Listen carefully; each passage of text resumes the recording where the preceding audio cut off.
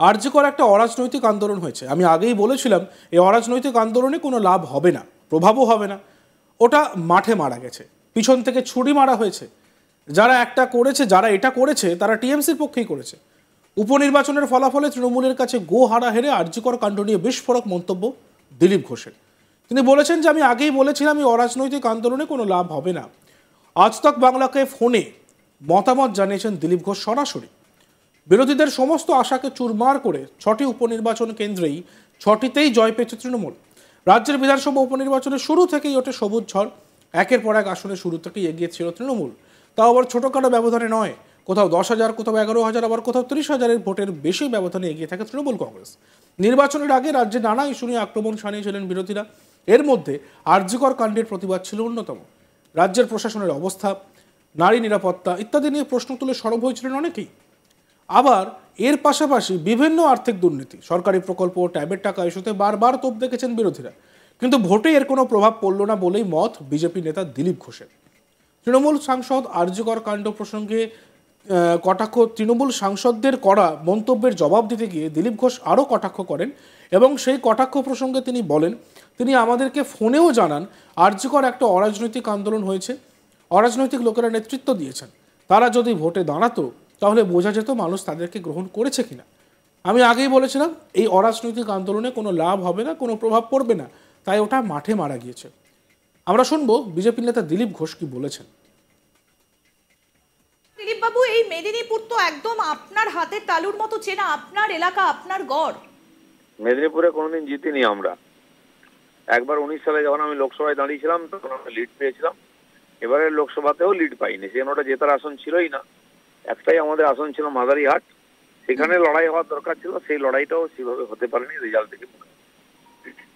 কিন্তু এতটা আপনারা আশা তাহলে ছিলই না, যেভাবে বলছেন আপনি যে আমাদের জেতার আশা ছিল না, এইভাবে আপনারা আশা ছেড়ে দিচ্ছেন কেন? ছেড়ে দিচ্ছে মানে এর আগের কদিন আগে 4টে ইলেকশন হয়েছে, সেটাতেও ওরা জিতেছে। তো সেই জন্য এই যে বাই ইলেকশন পশ্চিমবাংলায়, এটাই ট্রেন্ড, এর বাইরে কিছু হয়নি, হবে না। কারণ মানুষ ভোট দিতে যেতে ভয় পান। ভোটের এবারে তো দুর্গাপূজার সময় ভোট হয়েছে, না প্রচার জমেছে, না লোকজনের মুড ছিল ভোট দেওয়ার। সেজন্য সরকার ভোট করিয়েছে, তাদের মতোই করায়। আচ্ছা, কিন্তু একটা ইস্যু কিন্তু মেদিনীপুরে ছিল এবং সেটা আপনাদের দলের তরফ থেকেই বলা হচ্ছিল যে যিনি এখানকার বিধায়ক ছিলেন জুনমালিয়া, তার সঙ্গে সুজয় হাজরা, তার একটা চাপানো তো ছিল, একটা অন্তর্দ্বন্দ্ব ছিল। যে ইস্যুটাকে আপনারা কাজে লাগাতে পারতেন, কিংবা আরজি কর ইস্যু, বিরোধীরা মানে আপনাদের বিরোধীরা মানে রাজ্যের শাসক দল, তারা বলছেন যে এই ইস্যুগুলো কোনো রকম ভাবে কোনো জনমানুষের প্রভাব পড়েনি। ভোটের রেজাল্টে তো সেটাই করে দেখালো। জুন মালিয়া কোনো পলিটিশিয়ান নন, তিনি সেলিব্রিটি। তার সঙ্গে মাটির সঙ্গে সম্পর্ক নাই। যারা সংগঠন চালান সুজয় হাজরার মতো, তারা পার্টিটাকে ধরে রাখেন। মন মতান্তর সব পার্টিতে হয়, ওটা নিয়ে খুব একটা বেশি কিছু যায় আসে না। আর টিএমসির লোকেরা বা সরকার বিরোধিতা করলে তাকে পুলিশ দিয়ে ভেতরে ঢুকিয়ে দেয়, যেন ওটা কোনো প্রশ্ন নাই। আর আরজি কর এটা অরাজনৈতিক আন্দোলন হয়েছে, অরাজনৈতিক লোকেরা নেতৃত্ব করেছেন। তারা যদি ভোটে দাঁড়াতো তাহলে বোঝা যেত মানুষ তাকে অ্যাকসেপ্ট করছে কিনা। আমি আগেই বলছিলাম এই অরাজনৈতিক আন্দোলনে কোনো লাভ হবে না, প্রভাবও পড়বে না। আর বরঞ্চ মাঠে মারা গেছে, ওটা পেছন থেকে ছুরি মারা হয়েছে। আর এটা যারা করেছে তারা টিএমসির পক্ষেই করেছে। কারা পেছন থেকে ছুরিটা কারা মেরেছে? বাম আর ডান যারা নেতৃত্ব দিচ্ছে, নেতৃত্ব তৈরি করছিল, পেছনে হাঁটছিল, আমাদের লোকেরা গেলে গো ব্যাক বলছিল, এটা তারাই খুব সুকৌশলে করেছে যাতে মমতা ব্যানার্জির বিরুদ্ধে তীরটা না যায়, তাকে যেন সেভ করে। কিন্তু দিলীপ বাবু, আপনি যখন রাজ্য সভাপতি ছিলেন তখন দলের কর্মীদেরকে অনেক বেশি উজ্জীবিত দেখা গেছে, তাদেরকে অনেক মাঠে নেমে কাজ করতে দেখা গেছে। আপনি কেন এতটা দূরে চলে গেলেন? আপনাকে ইনফ্যাক্ট খুব একটা প্রচারেও আমরা দেখিনি। অন্য রাজ্যে আপনি গিয়ে প্রচার করলেন, কিন্তু মেদিনীপুরে আপনাকে খুব একটা প্রচার করতেও দেখা যায়নি। না না, মেদিনীপুরেও ছিলাম, আমি পুরো প্রচার করেছি, 2 দিন তালডাঙ্গা এসব কটা সিটে গেছি, খালি হাড়োয়াতে যাইনি আমি, কারণ প্রোগ্রাম দেওয়ায়নি আমাকে সেখানে। কিন্তু সব জায়গায় যেরকম ভাবে প্রচার করতে বলা হয় তাই করেছি। তো পরিস্থিতি একটু তো নেগেটিভ আছে আমাদের জন্য, পরপর বাই ইলেকশন হারার জন্য কর্মীদের সে উৎসাহটা কম ছিল। আর দুর্গাপূজার আবহাওয়াতে ভোটের প্রচারটা জমেও নিতে হবে। কিন্তু এই যে একটা অভিযোগ উঠে আসছে যে আপনাদের ভেতরে কে প্রধান নেতা হবেন দলের রাজ্যের দিক থেকে, সেটা নিয়ে একটা দ্বন্দ্ব চলছে এবং যার ফলে নাকি বিজেপির কর্মীরা অনেকটা বেশি সরিয়ে যাচ্ছেন, অনেকটা বেশি নিস্পৃহ, তাই কি? আমি জানি না, পার্টির মধ্যে তো কেউ বলেনি। যাকে পার্টি নেতা করে দেয় তার নেতৃত্বে আমরা কাজ করি। আমি যখন ছিলাম প্রেসিডেন্ট, আমার নেতৃত্বে সবাই কাজ করেছে। এখন সুকান্ত বাবু আছেন, তার নেতৃত্বে কাজ করছে। 2-4 দিনের মধ্যে হয়তো পরিবর্তন হয়ে যাবে, অন্য কোনো নেতা আসবেন, পার্টি তার নেতৃত্বে কাজ করবে। এটাই ভারতীয় জনতা পার্টি যারা করে, তারা নীতি মেনে, পার্টির ডিসিপ্লিন মেনে কাজ করে।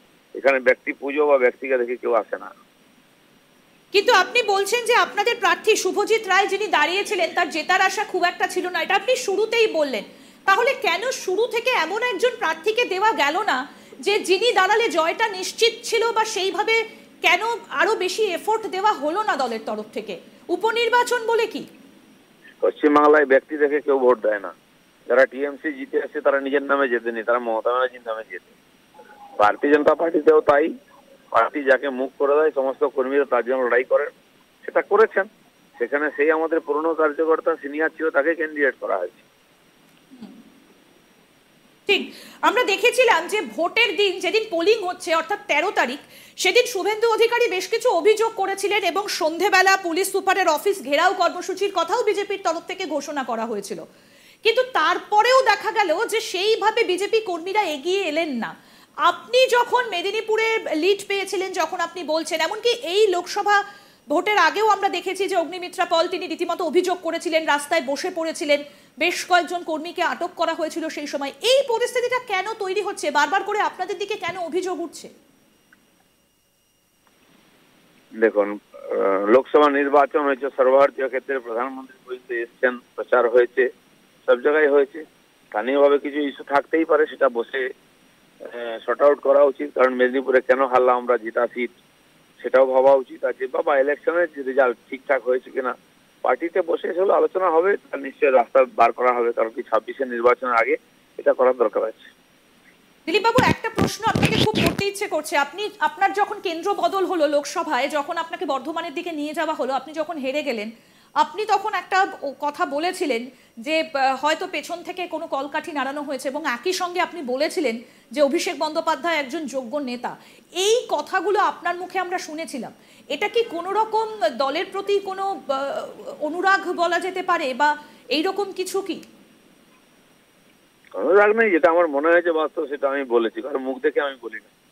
আচ্ছা, কিন্তু কোথায় মনে হয়েছে যে অভিষেক বন্দ্যোপাধ্যায় একজন পরিপক্ক নেতা এবং সেখানে আপনাদের দলের একটা কমতি রয়েছে? দেখতে থাকুন আজ তাক বাংলা, সাবস্ক্রাইব করতে ভুলবেন না।